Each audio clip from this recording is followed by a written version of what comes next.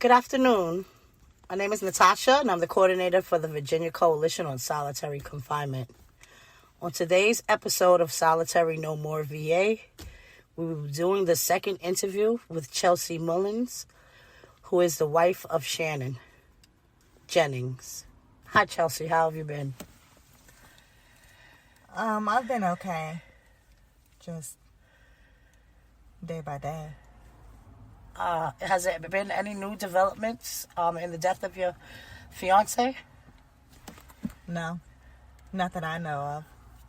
So they're still keeping things from you. Yeah. I understand and see that you have acquired the death certificate. There is no cause of death on there. Do you know why? I've never seen a death certificate that doesn't have a cause of death. But what are your thoughts? I don't know. I was kind of expecting to get this and it had, a cause of death on it. I wasn't expecting it not to. Right. It So seems just, unreal. Yeah. I see that you with your children, they seem genuinely happy, but I know it is hard for you. I just want to say to you that we at the Coalition have been praying for you, and we are here to support you. As a formerly incarcerated woman and a survivor and a wife of somebody that was in prison for a very long time, I think it's imperative that you go through every channel you can to find out what happened to your fiance, because it is unfair that his small children and yourself have to be here without him. Do you have any support from the family? With the kids, I do. But as far as fighting for answers, not really. But I won't give up until I have answers and the truth. Because I know one day the kids are going to ask me what happened. Absolutely. Have you been seeking legal representation?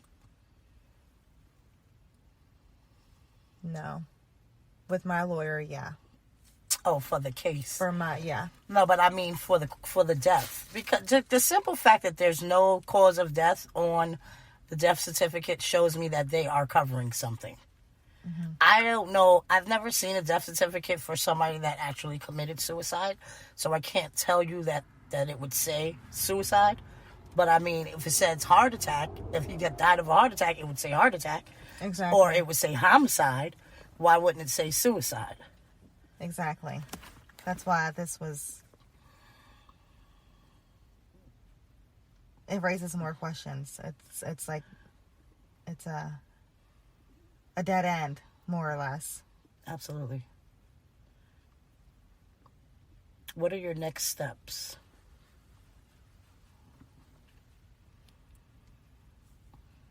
I don't really know what my next steps are, because I've kind of felt like I was fighting for him alone. Obviously all his friends and stuff, but I've never really had anybody like on his side of the family that's willing to step up and be like, okay, let's dig for answers. Let's find the truth.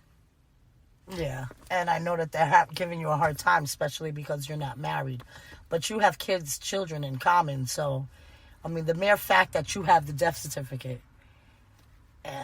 is enough proof that, your son's birth certificate has his father's name on it. Am I correct? Mm-hmm, yeah.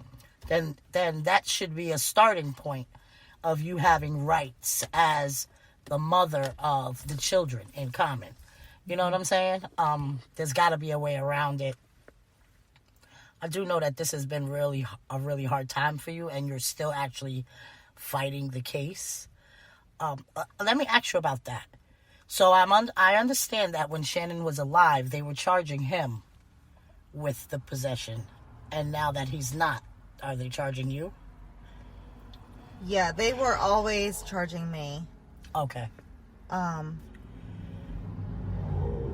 I didn't really know the extent of it or the extent of how far it would go because Shannon wasn't here anymore. Right.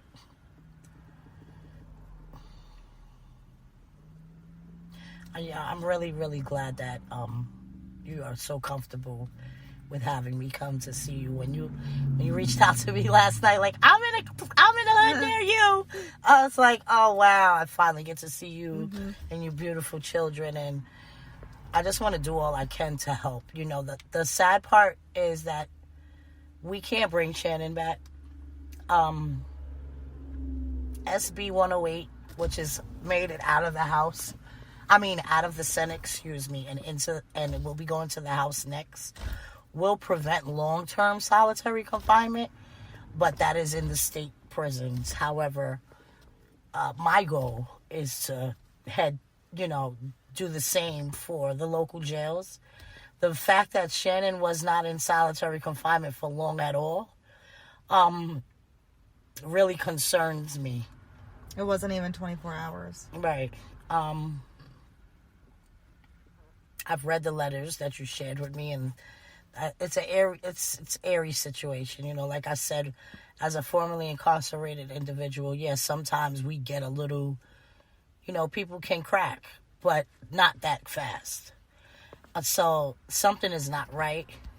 I can tell you that you're doing a great job by keeping the story up front. But if I were you, I would seek legal representation. Especially being that you have the death certificate now. That is the best way to go. You got anything else you want to say?